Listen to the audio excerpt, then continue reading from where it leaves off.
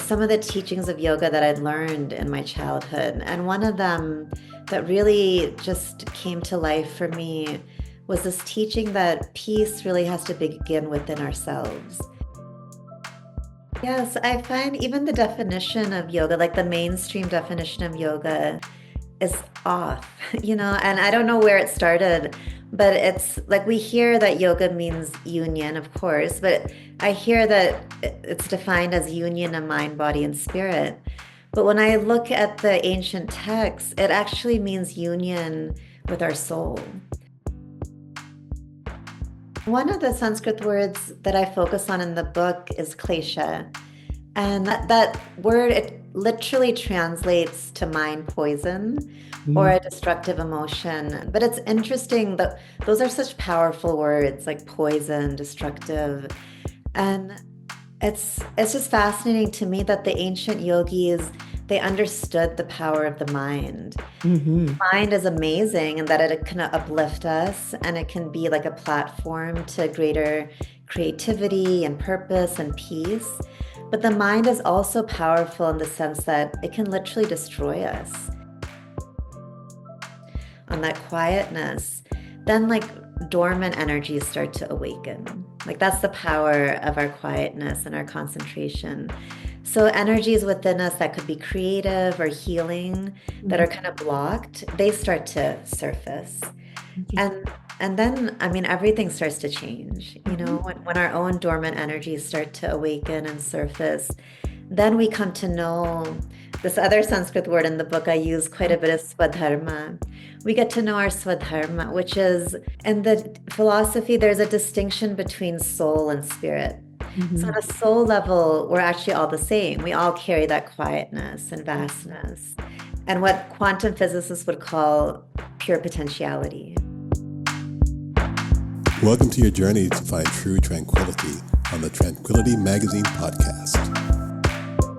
Please become a subscriber now to help us create more engaging and uplifting content for viewers and listeners like you. With your host, Jasmine Maya Royce. Today's episode featuring, for more information, visit our website at tranquilitymagazine.com.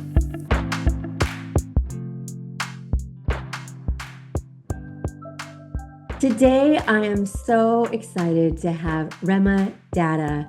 She is a teacher, speaker, and mantra singer based in Taos, New Mexico. She founded the Yogi Way to offer holistic and healing approaches to yoga, emphasizing emotional well-being as a cornerstone of transformation. Since 2002, Reema has led yoga and Ayurveda retreats in over 20 countries, working with luminaries such as Sting, Paul Simon, as well as many health professionals and students around the world. Her new book is out, The Yogi Way, Transforming Your Mind, Health, and Reality, blending ancient yogic wisdom and practical tools for modern life. Welcome to the show. Thanks so much for having me. I am delighted to have you because you are the prime source of my first question always. What is your current mantra or state of mind? Oh, well, these days, every morning I wake up doing a mantra, which is actually in my book. It takes like 5 to 10 seconds. You look at your hands, and before your feet even touch the ground, you say to yourself, this is the translation from Sanskrit to English, that abundance, creativity, and perseverance lie in my own hands. And on this day, it's up to me to remember and to use my inner resources. So that's like been a practice since I was a child, but I let it go for some years and now I'm practicing it again. And I find it so powerful because so often, I don't think I'm the only one, but just humans, like we get up and we go into our day and we wonder, like, what is this day going to bring to me? But this is like so empowering because it's saying whatever's going on out there, like these abundance, creativity, perseverance, these qualities live within me, and I'm going to bring them into my day. And so it's just a nice, like empowering way to start the day, connecting us to our personal power and the qualities that live within us, and just telling ourselves that I'm going to bring this to my day. I'm not going to depend on anyone or anything out there, but I'm Mhm. going to bring this to my day.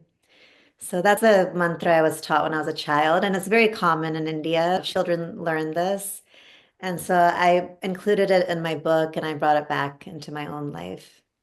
Yeah, I think it's very important to, my journey is very different, but in the a respect of having a mantra every day, and you are a prime source to educate us all on that factor and remind us how important it is.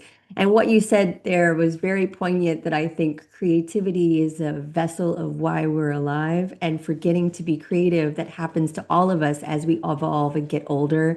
And maybe our children remind us to be creative and be fun and engaging. But those little ones to kind of touch into self and figure out what we're there for and what our day can bring forward is exactly what you're meaning. And it's a prime source of touching into self and kind of being there and present in the timeline. So you mentioned a little bit about it just then, but can you elaborate? Because you have a great plethora of resources and history and background in your upbringing. Can you all express the ideas and the tutelage that you have received, whether forced or not forced, maybe not the greatest one, but given as part of your history?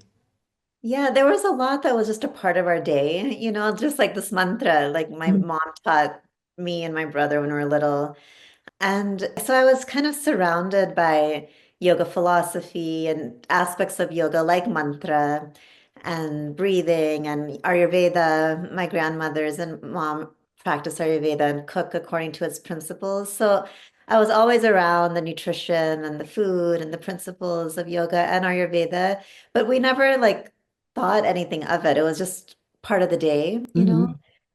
And so I feel fortunate, and even my grandfather, he actually had a passion for yoga philosophy and wrote about the Vedas and used to give lectures on the Vedas. So I would, as a child, I would go to his talks, and I didn't realize until later how many beautiful seeds were planted in my mind, listening to him and having my parents and my grandparents, they would read us, the yoga texts, like the ancient wisdom texts, Mhm. bedtime stories, like children's versions of the Gita and the Upanishads, all these like ancient yogic wisdom texts. So it was all around me growing up. And I, yeah, again, just never thought much of it. It was just kind of part of growing up. And, Mhm.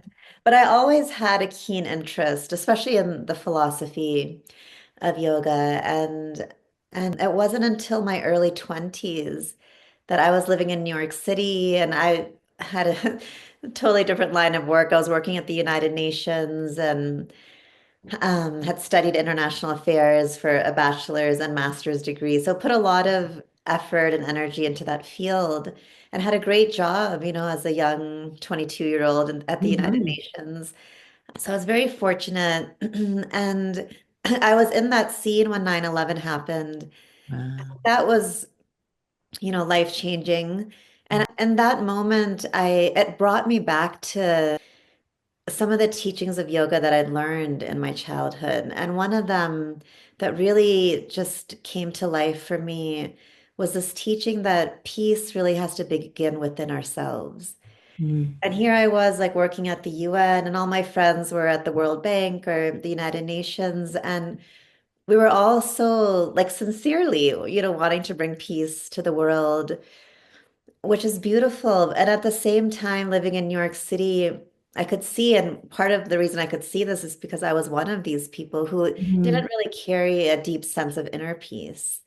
Like our lives were so frantic and busy and so much going on that I thought like something is just kind of off here, Mhm. And how can we even expect to live in a peaceful world when we ourselves are lacking in that?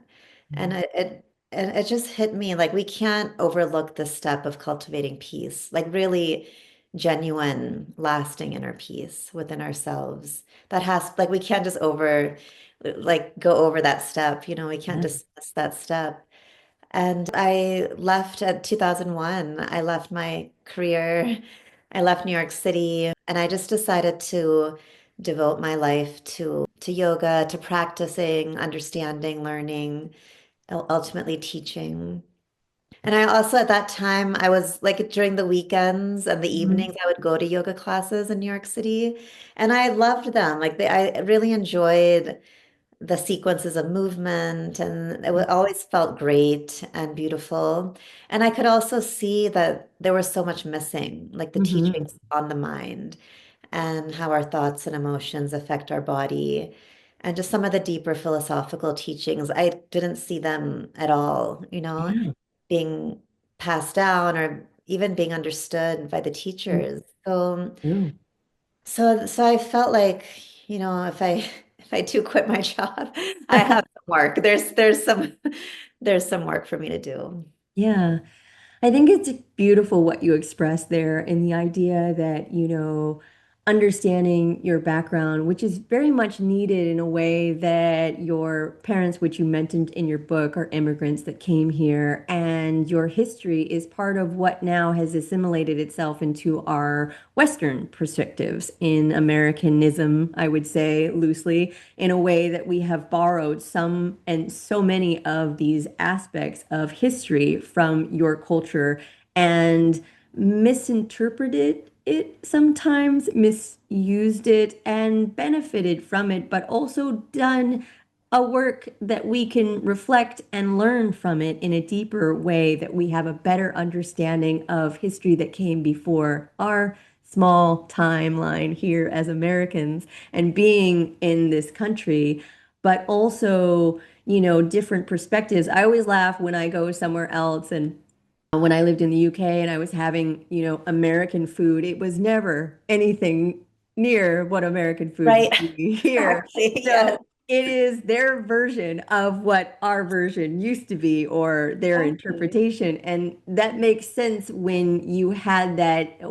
I laughingly say it's in my genes. I don't have to be taught it. I just know it because it's part of my genetic code of history of ancestors that has come before me, that it is imparted in truth, that sometimes you wake up to realize, for one, the world needs more healers like you, and peace being such a very important element of being human, to understand exactly what you're talking about. You're in New York, it's fast paced, it's busy, it's chaotic, you have a whirlwind job, everything's going, going, going.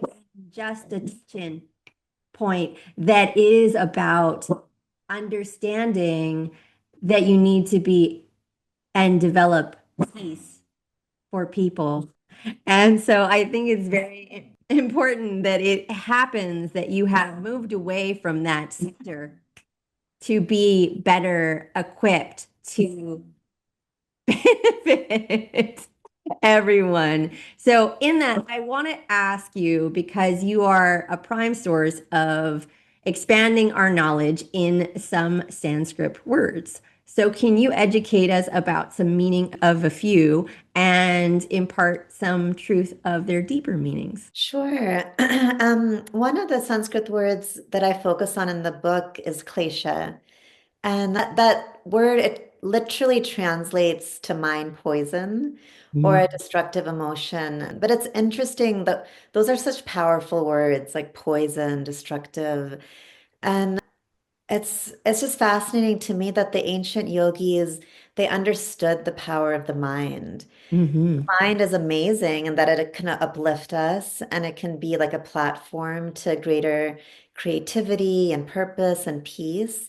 But the mind is also powerful in the sense that it can literally destroy us. Hmm. We can, like, if certain thoughts and emotions are moving through our minds and we just let them go without checking them, then they can literally like strip us of our vitality, and they can cause imbalances and blocks and even diseases.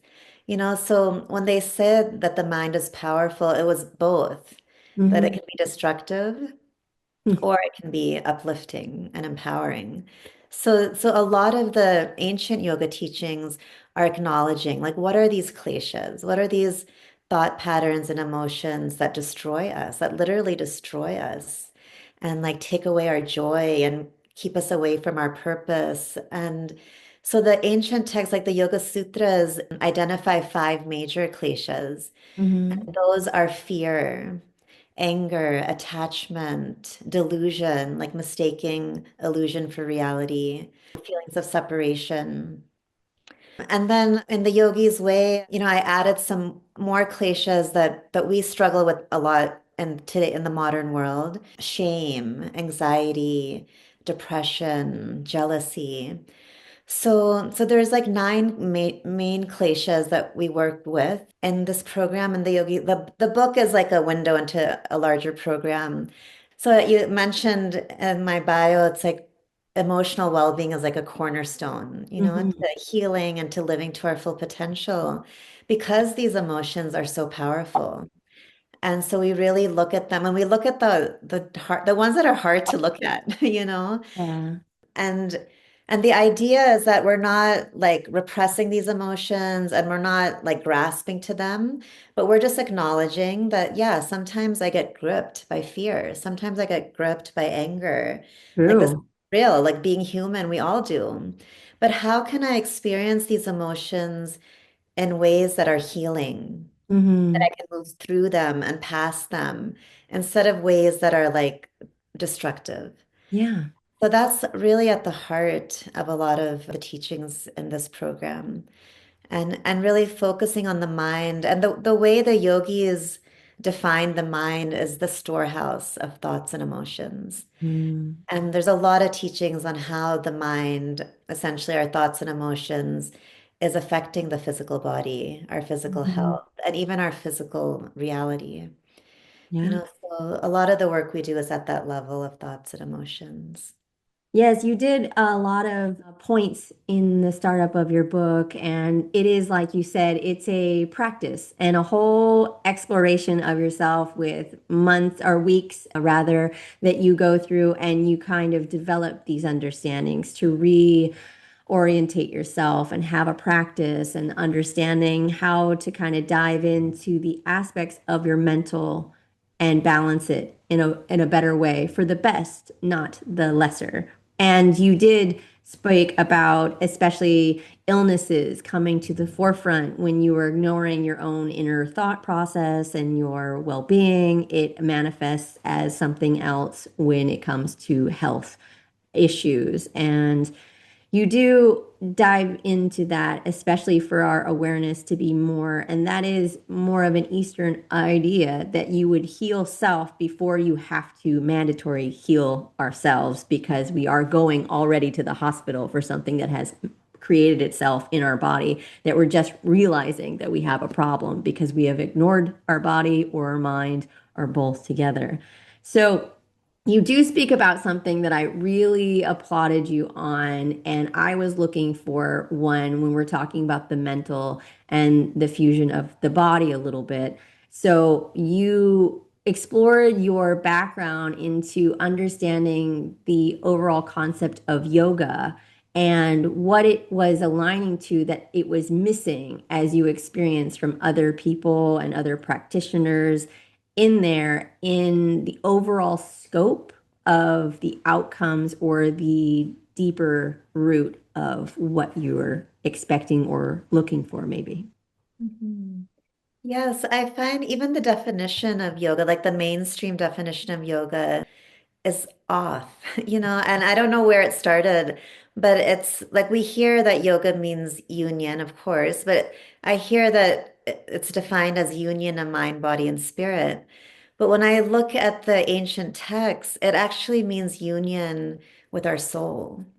And when we unite with our soul, a byproduct that happens is mind, body, spirit get aligned. So Mm-hmm. that alignment is something that's a part of yoga, but the actual definition is union with our soul, like our innermost being. Beautiful. And then the question becomes, well, what is that? And the yogis, that was their entire exploration. So they have all these beautiful ways. A lot of the Sanskrit texts, the ancient Sanskrit texts, they're filled with metaphors Mm-hmm. because some of these things are so hard to actually describe. So one of my favorite metaphors is they describe the mind to be like the sea. Hmm. And like the surfaces of the sea are constantly moving and changing, ups and downs, and this direction and that. And that's what our mind is doing. It's constantly moving. But at the very depths of the sea, there's like this amazing quietness and stillness and like expansiveness, like vastness. Hmm. And so the yogis are saying that's what your innermost being is like. That's what your soul is like. It's like quiet and spacious and still, just like the depths of the sea. And so the path of yoga, it's really like moving beyond the movements of the mind Hmm. and getting to know yourself at those depths. Hmm. And sometimes when we practice yoga, we experience that stillness for a moment or that sweet Hmm. quietness for a moment. But what the practices are designed so that we experience that like our essence for longer and longer amounts of time. And Hmm. eventually we're able to just rest our minds on that vastness and stillness. And then, like when we experience that kind of union, then amazing things start to happen. Like when we can really concentrate and rest on that quietness, then like dormant energies start to awaken. Like that's the power of our quietness and our concentration. So energies within us that could be creative or healing that Hmm. are kind of blocked, they start to surface. Interesting.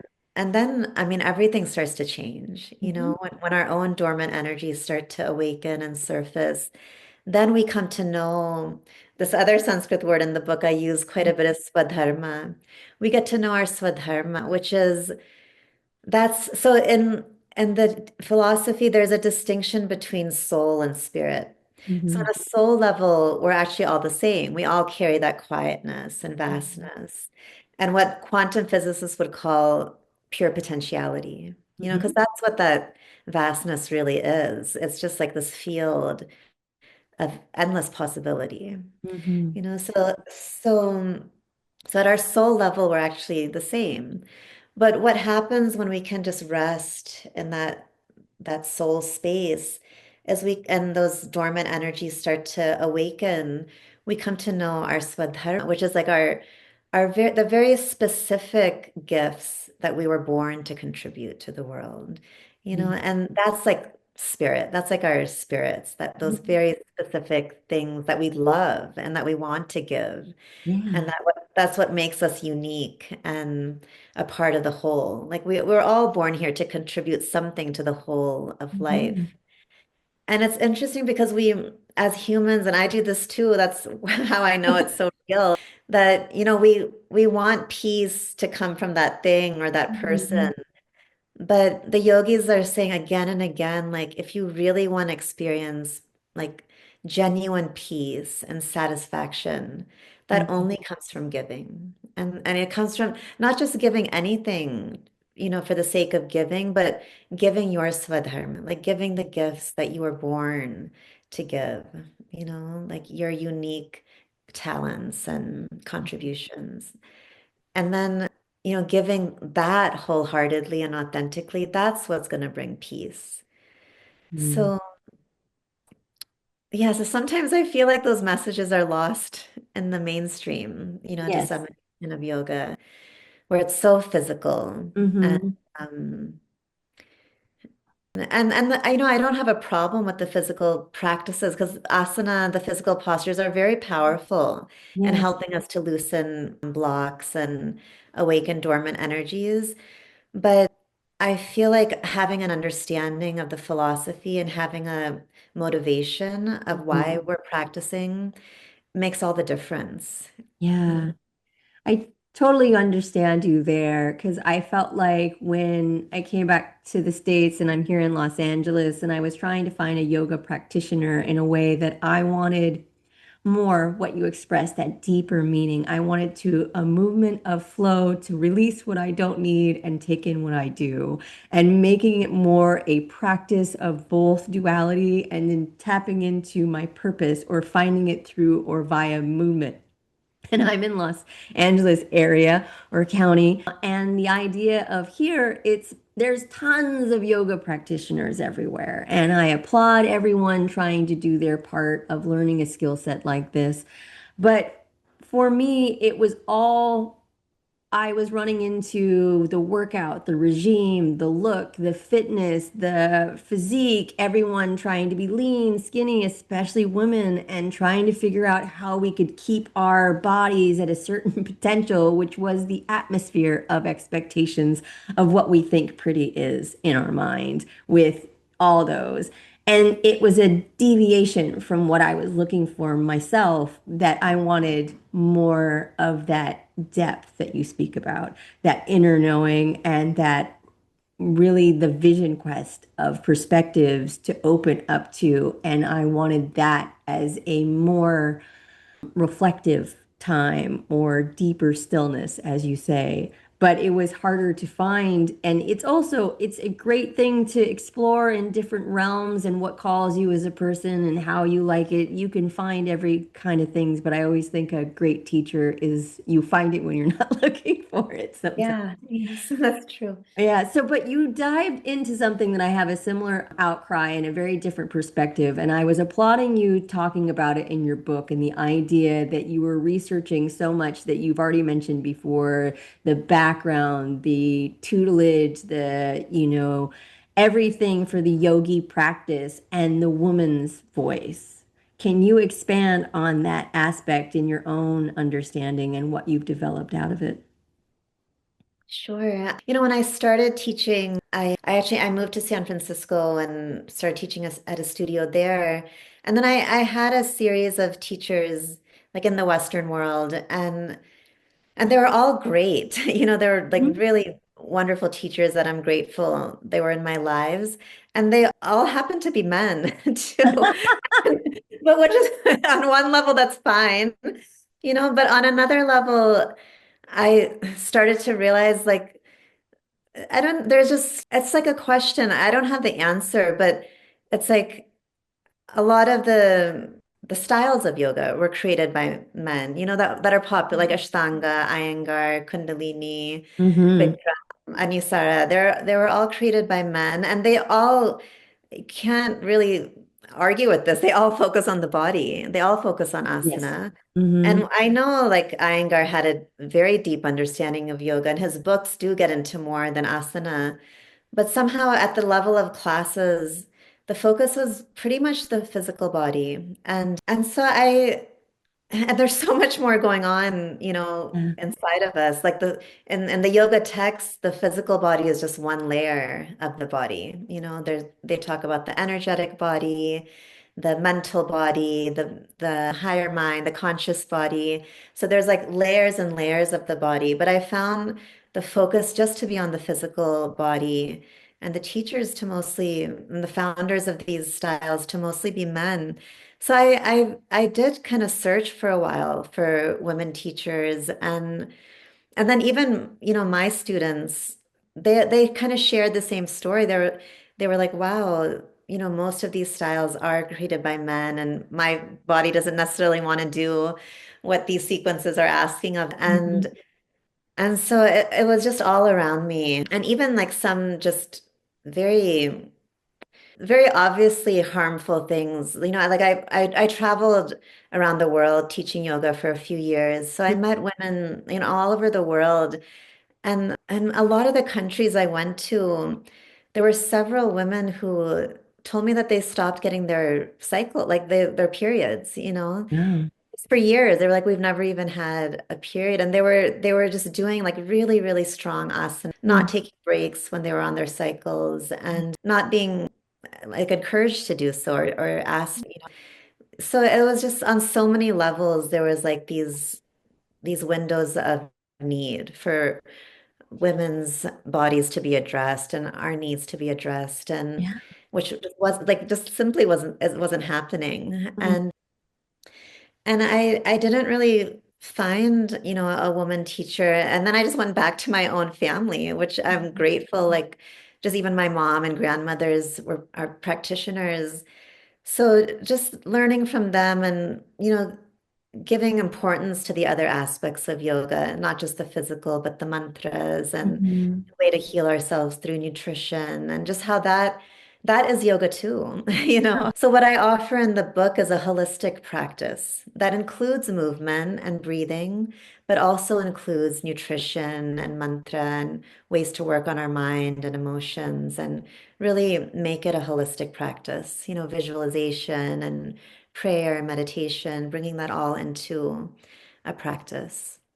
Yeah, you made some really important aspects in learning there. And what I've learned in different elements, and validating the idea that we're built differently. Women are built differently from men.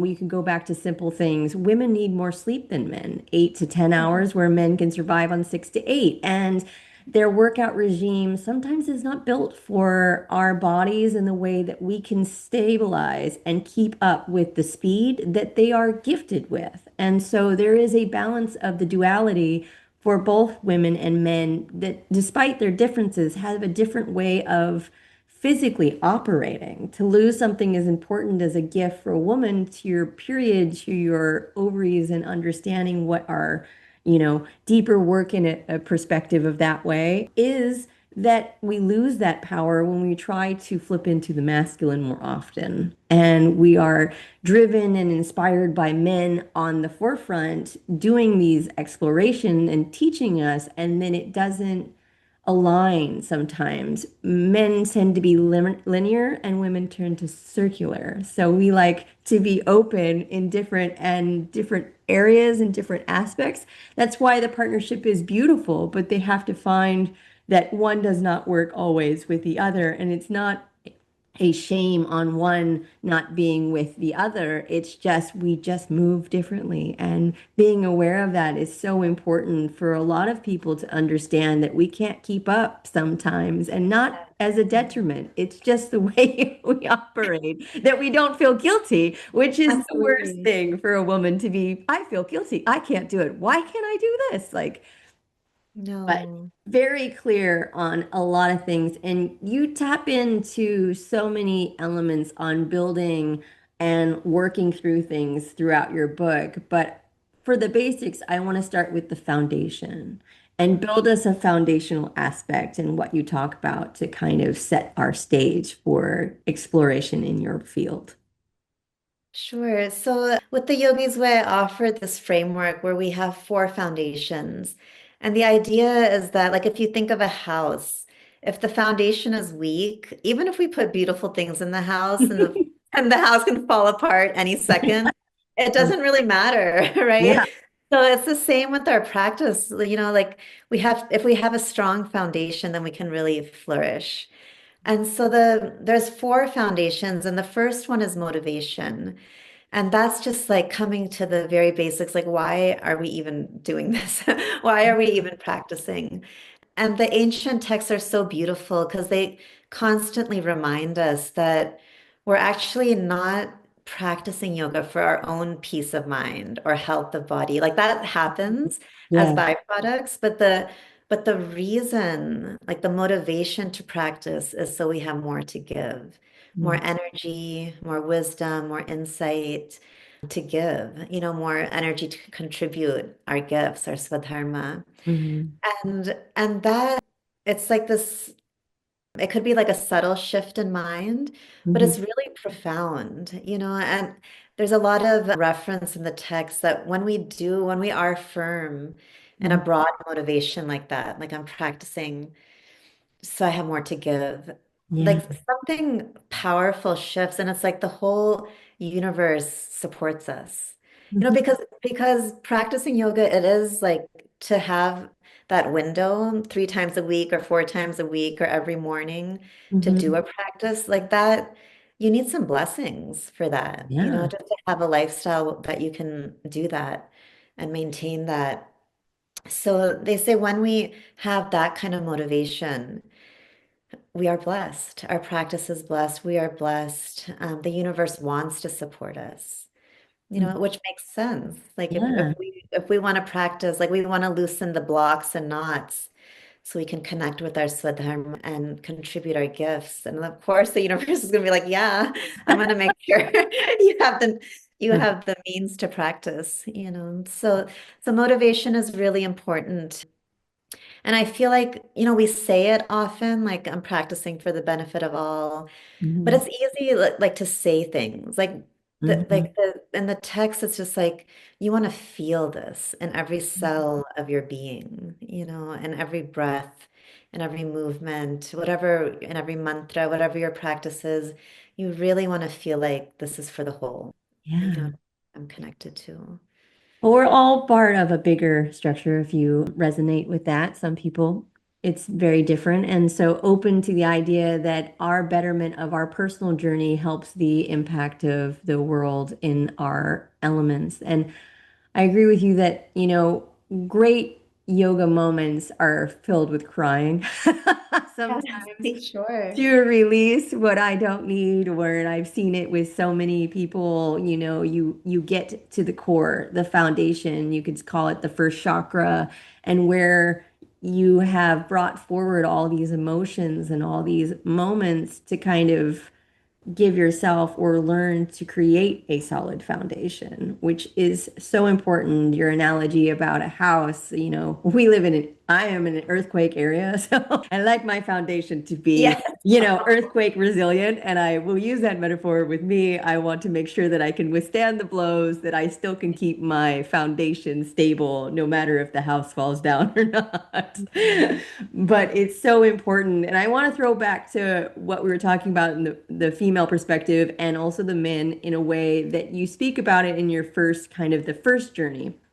And the word I am going to mispronunciate, but it is a variable resource. And you talked about it during the pandemic and the idea of community and resources of Midra. Am I saying that right? A mitra. Yeah. And so explain to us what that is and why it's so valuable. Absolutely. A mitra in Sanskrit, it means friend, but a very special kind of friend. It's the kind of friend who, with love, Hmm. will, ask you for accountability. Like they'll, if they're not the type of friends that you just like sit around and complain about life. There's those moments where we need to do that, but they're the type of friend that will, you know, because sometimes people can see in us what we can't see in ourselves. So Hmm. there are friends that like we agree to be each other's mirrors and we agree to call each other out with love. Yes. Like, well, you're having these thoughts or Hmm. you're making choices or doing these actions that are actually hurting yourself. Yeah. And so we help each other to grow. We help each other to grow in awareness and to help ourselves. So mitras and they journey with us on the spiritual path. And so like for example, all the practices in the book, you do it with at least one mitra. And Hmm. so then it's everything becomes more powerful. Because then you have an outlet to express yourself. Like, oh, I did this practice last week and X, Y, and Z happened. And you Hmm. can like express yourself. What happened in your practices? What are your questions? What are your breakdowns? What are your breakthroughs? Are there aspects of the philosophy you want to debate or question? And you have this dialogue and you're growing together and learning together. And everything amplifies. Yeah. So in the book, I share a story of a teacher, and he took a pencil Hmm. and he said, this is the power of practicing like meditative practices by yourself.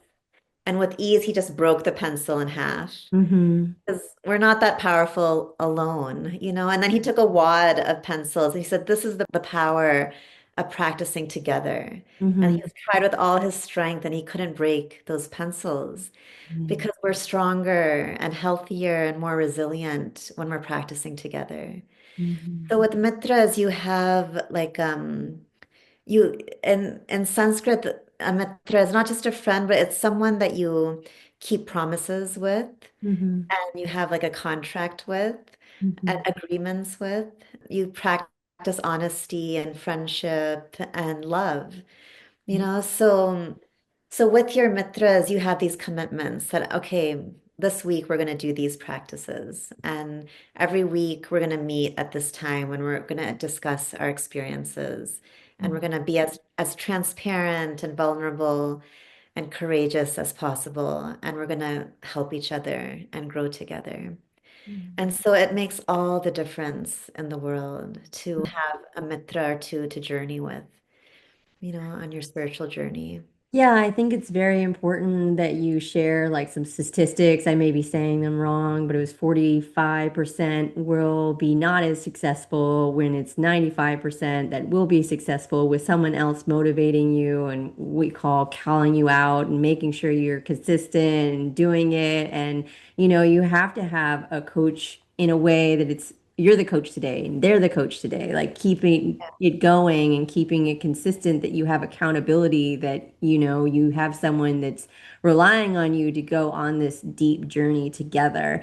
And finding that, the nice thing, men in general have a consistency to realm in wolf packs, packs of, and women do too. But I have realized that it is shifting in a great betterment because women need each other as a friendship to reorientate, to have the conversations we needed because we fly so fast that sometimes people can't keep up. But you can have a group of gaggling ladies that will talk all kinds of things in a fast-paced way that are understood. And there's not as much miscommunication where it kind of cross paths that it could be miscommunication for a male perspective. Not saying it's a detriment, just lost in verbiage and choice of words or, feelings and emotions and how that resonates. Words have power that friendship can mean something different to every person. So friendship could go through, your first friend ever or your best friend for life or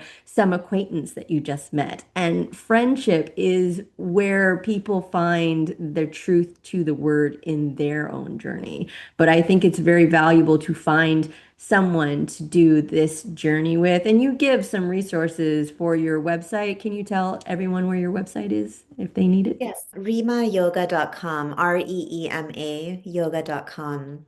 Yeah, so in that, I want you to expand about the 12 principles.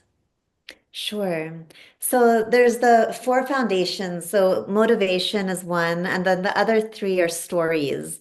The second one is stories. And the idea with that is that the stories we tell ourselves about ourselves really have a huge influence on our lives. So we take time, and we do this in the practices in the book, to really look at the ways we define ourselves. Mm, And we work on releasing identities that don't serve us and that hold us back, and really take the time to create an empowering narrative about mhm, ourselves.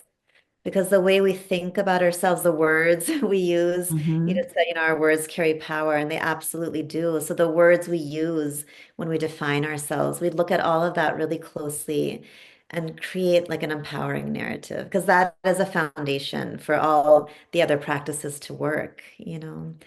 And a lot of that is kind of moving from doubt about ourselves to faith. mhm, Um, and really believing in ourselves and our capacity, which is a practice in itself. So there are practices in the book to cultivate that faith in ourselves and our capacities. So yeah, that's the second foundation, stories. And then the third is choices, where we recognize that in every moment we actually have a choice of what we say, what we think even, and what mhm, we do, what we choose. And so we start to look at what are the types of choices I'm making. And we actually go into the yamas and niyamas, which are the first two limbs of yoga. And mhm, they help us look at, like, how am I hurting myself in my day-to-day thoughts and actions? Am I hurting mhm, others? And it's a really great framework to build awareness of mhm, how our thoughts and emotions and actions are affecting ourselves and the life around us. And so we start to look at our choices, which of course, like, making better choices is also foundational to making the practices work. So, and then the fourth foundation is nourishment, which Mhm. is getting into the idea of a holistic practice. So nourishing ourselves through community, through Mhm. movement, breath, food, Mhm. just like looking at nourishment from all these different angles. And then we go into the 12 pillars. Mhm. And the 12 pillars are kind of the aspects of the practice. So I'll just read them from the book here. But the first one is actually mitras. That's Mhm. like one of the pillars is having, your group of mitras. So it's like people who support and inspire us. And then breath, Mhm. expanding our energy, healthy thoughts, transforming destructive patterns, mantra, protecting our mind through mantra, visualization, Mhm. meditation, movement, rest, journaling, communication, nutrition, and Mhm. service. Those are the 12 pillars. Yeah, it's always important to kind of realize, these pillars have been out there in the open and we're now immersing ourselves into adding them in different perspectives, but keeping ourselves consistent in this daily. And I know I say a joke to myself, self-work is a lot of work. It takes a lot Yeah. of time. Self-worth in development and having yourself elevate to a different format, rebrand yourself, whatever term you want to make it takes time to invest in you first. In order to understand all these practices take moments, but they're more valuable than we realize that we are making ourselves a better human, taking the time to be a solid individual in our own growth. And journaling and meditation and breath work that you mentioned, all these correlations, and you throw a lot of aspects of Ayurveda. And Ayurveda, in my understanding, because I was educated in that, is more about the food and our experience with what we're eating and how that resonates with our body and how our health is developing, which you do speak about a lot. But I am always impressed because this is a very much impactful journey. If you're ready to dig into self and figure out what you want to do, how to make yourself a better human, this is a 12-week course of all these things and more. And I highly applaud that you have taught us so much and every element of that. And I'm excited for everything that I'm going to learn from it as well. So, my final two questions. The first is, what is the best advice you've ever received? Oh, I would say to persevere, to keep going because it sounds so romantic and we all say it to like to follow your dreams or and these kinds of words to follow your swadharma, give your gifts and it sounds so great. And it is, but it's hard. It's like Mm, really difficult. Well, this is the best advice that links to this is to mm, let go of everything unnecessary in your mm, life. And that's what I feel makes it possible. Because to actually do these kinds of things, to live your Swadharma, mm, honor your spirit, it is so hard. Like it's actually so hard. And so perseverance is really important to just not give up, to keep going, to know that every obstacle is making you stronger and to let go of what's unnecessary. yeah, deep perspectives to think about. And you use a word that, what is the word for universe? That you mentioned, I believe, in your book. Different perspective, but the idea of the universe kind of throwing you a curveball, as we would say in Americanism, that when you start down a path that is unbeknownst to you and foreign country because you've never been there or never explored it because it's your inner work in your mind, there's like crevices and cracks and all these things that will come to the forefront, being like, are you sure you want to be here? Right? Yeah, are you sure Yeah. you could do this? Because just checking, I am just saying that I am warning you that this may bring up a lot of things. And that is like the deep work is to bring those things to the forefront and never you expressed fear before. Never let fear stop you in those, keep going and pushing forward because when you push forward, you let go and release, as you just said, to release the fear. Sometimes I jokingly say, if fear is my obstacle, then that's the one that I have to go and like shake hands with and meet because I need to realize why I have a fear of that. Where did it come from and why do I feel this way? Yeah. Yeah. So, final question I always ask, what is the biggest takeaway from the hardest lesson you ever learned? And you mentioned a little bit of it or something like that. I think the biggest takeaway um, is the power of community. You Mm, know, 'cause I think I had went through my hardest time. I mentioned in the book when I separated, my partner and I separated, the father and my child. And it's already, I had a small child, so it's already kind of isolating, you know. yeah. And but at that time, like soon after the separation, the friendships and the community around me were just so like they saved my life. And since then, I just continue to appreciate and recognize just the power of a few good friendships, a few good mitras, and to Mhm. surround ourselves by community. And if you're like me, then you're introverted. So you might not like be like, oh, community, that's so exciting. True. Yeah. That's not for me. But I encourage people like me to just like step out of your comfort zone and just really experience that power of community and the power of sharing your experiences, which we do in this the Yogi's Way journey with our mitras, which Mhm. is also one reason it's also so beautiful because then your spiritual journey isn't just about you, Mm. which often happens with spirituality. Like we focus so much on, I'm going to improve my mind and my heart and my body. But all of a sudden, when you have your mitras and your community, you're as you're working on yourself, at simultaneously you're helping your mitras and you're listening to them and their things and that's just helping you deepen into your own experience. But you're giving, you know, as you're doing your inner work, and it becomes something really beautiful. Mm. And even karmically, it's powerful because Yeah. like in these texts, they say whatever you want to experience in life, give it away first. You Mm. want to experience a self that's like living to your full potential and that's like has a peaceful mind and healthy body, give it away first. And that's what you're doing when you're working with your mitras. You're helping them to Yeah. develop that. And that plants the seeds and the karma for you to experience that. So it's really that power of friendship and community is just incredible. Yep, gold dust, and also very much a very valuable resource that you want to cultivate and keep and, further evolve with to have those intimate moments with a community of your own creation, but also understanding how valuable they are and what I would impart by an energetic exchange.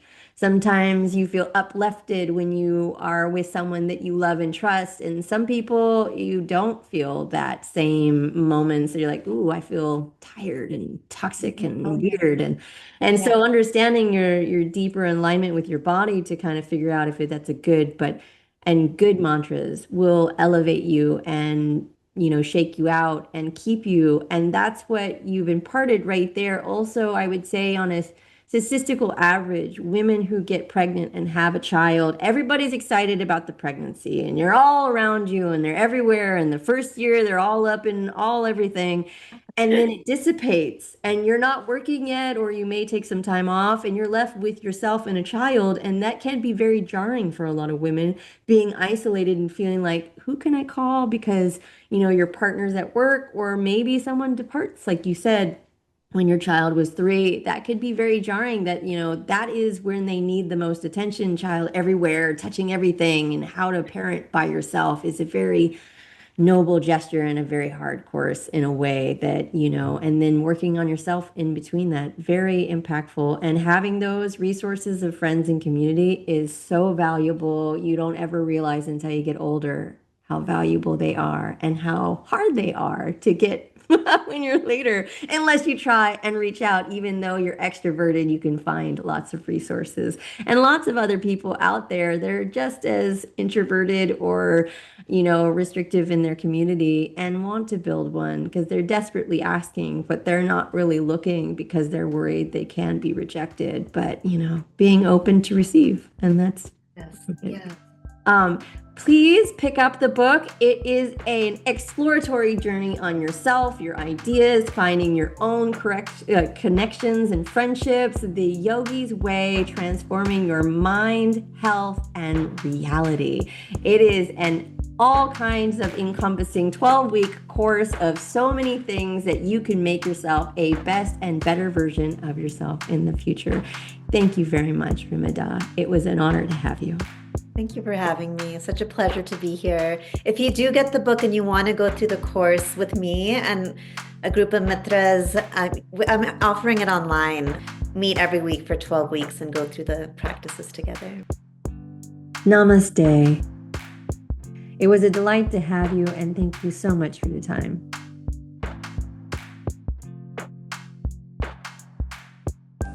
Thank you for tuning in to the Tranquility Magazine podcast. Please take a moment to become a subscriber. We are here to help you with your body, mind, and spirit.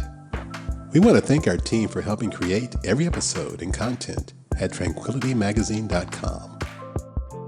Find us on our social media to stay up to date and informed. We always appreciate your engagement and feedback.